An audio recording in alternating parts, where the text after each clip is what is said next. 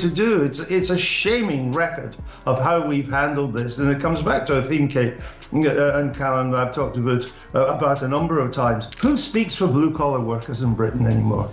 You know, the Tories don't, the Lib Dems certainly don't, and Labour, which used to, is now a party of the metropolitan white-collar middle class. Who speaks for ordinary, hard-working blue-collar workers who have basically been shafted in the steel industry by... He sounded more like a civil servant than a future Prime Minister. Andrew Neil's surgical dissection of Keir Starmer has left the Labour leader's credibility hanging by a thread. But what exactly did Starmer say that's got everyone talking? Watch as Neil exposes the fundamental contradiction at the heart of Starmer's politics, claiming to stand for working people while pushing policies that destroy their livelihoods. The interview reveals exactly why so many blue-collar voters feel betrayed by a Labour Party that once represented them. Before we move on, I'd like to ask you a small favour. If you appreciate this content, please take a second to like this video and subscribe to the channel. Over 98% of you watch the videos without subscribing. It costs you nothing, but it makes a huge difference to us. So did you click the subscribe button? Great, thank you so much. Now back to the video. Panel farm of any scale in Britain now that has anything that isn't made in China. They haven't done wind turbines so much until recently, but they're now making so many wind turbines that they've got more than they need for their own domestic purposes, so they are now about to dump them into countries like Britain. In the most jaw-dropping moment of political television this year, Andrew Neil systematically dismantled the facade Keir Starmer has carefully constructed around his working-class credentials. The contradiction at the heart of Starmer's political identity couldn't have been more starkly exposed. Here was a Labour leader, son of a toolmaker, claiming to champion blue-collar Britain, while simultaneously pushing policies that threaten the very industries these workers depend on. Neil's questioning wasn't just tough, it was surgically precise. He zeroed in on the fundamental hypocrisy. How can Starmer position himself as the defender of working people while advocating a green agenda that's pricing British manufacturing out of existence? The door is open. Come in. Make us your home again. Working together, I believe we can do great things for our country. I believe we can be a force for good. And that starts today. There's been almost no debate about it. The net zero rules, which are probably the most far-reaching rules any parliament has ever enforced in Britain, passed without debate.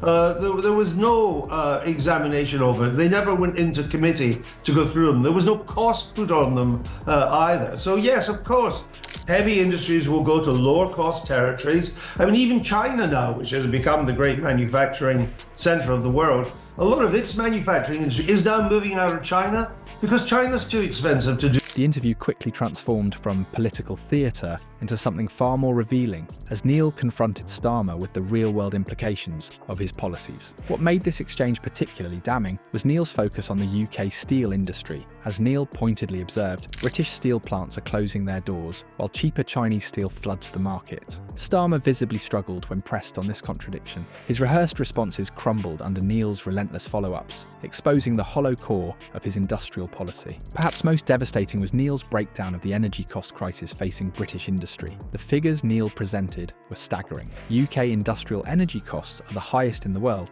5 times America's, 7 times China's, and significantly higher than European competitors like France and Germany. It's uneconomic to run any heavy industry, Neil stated bluntly, forcing Starmer to confront how his environmental policies directly undermine the economic stability of working-class communities. Throughout this exchange, Starmer's body language told its own story. The confident posture gradually gave way to defensive gestures. His hands fidgeted. His responses became increasingly stilted. The practiced sound bites that typically serve politicians well in mainstream interviews proved useless against Neil's forensic approach. This wasn't the gentle probing Starmer had grown accustomed to. This was accountability in its rawest form. Neil's interview technique stands in stark contrast to the political softball we've become accustomed to. Rather than allowing vague platitudes to go unchallenged, Neil methodically exposed the gap between Starmer's rhetoric and reality. When Starmer attempted to pivot to talking points, Neil dragged the conversation back to specifics: jobs lost, communities devastated, industries abandoned. Beyond the demolition of Starmer's working-class facade,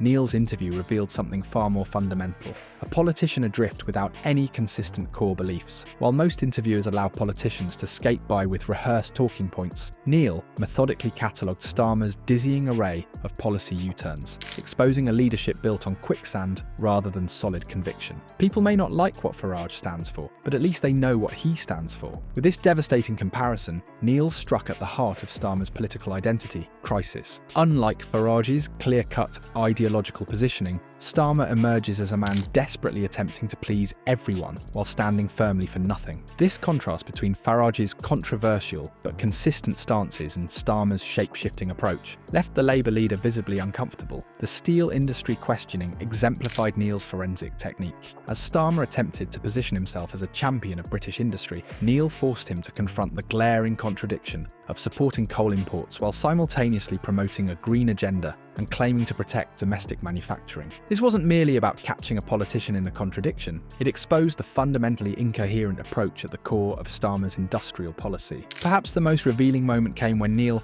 challenged Starmer to name a single policy position he hadn't reversed. What followed was excruciating television. Starmer's painful struggle to identify even one consistent stance spoke volumes. While mainstream interviewers might have moved on quickly, Neil let the awkward silence hang, allowing viewers to witness this damning inability to articulate any unwavering principle. Neil's approach represents a stark departure from today's political interview landscape. Rather than permitting Starmer to retreat into pre-packaged soundbites, Neil repeatedly dragged the conversation back to tangible consequences. Each policy reversal wasn't treated as an isolated incident, but as part of a pattern reflecting a leadership in a state of political confusion, one desperately searching for a coherent message. The real victims of this indecision aren't political commentators, but ordinary citizens whose livelihoods hang in the balance. Neil highlighted the government's sluggish response to the steel industry crisis, noting that warnings about potential blast furnace closures had been ignored for over a year. This negligence now threatens thousands of jobs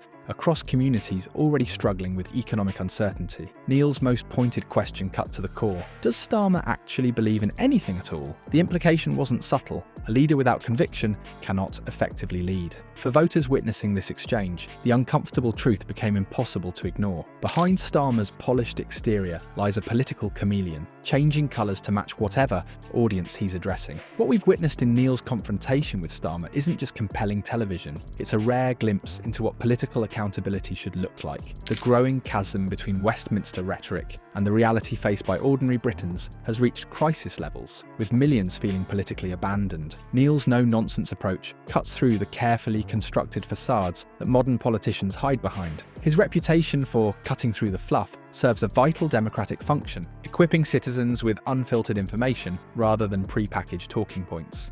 Better politicians won't emerge without better journalism and more discerning voters. Has Neil shown us the template for reclaiming authentic political discourse? Share your thoughts below.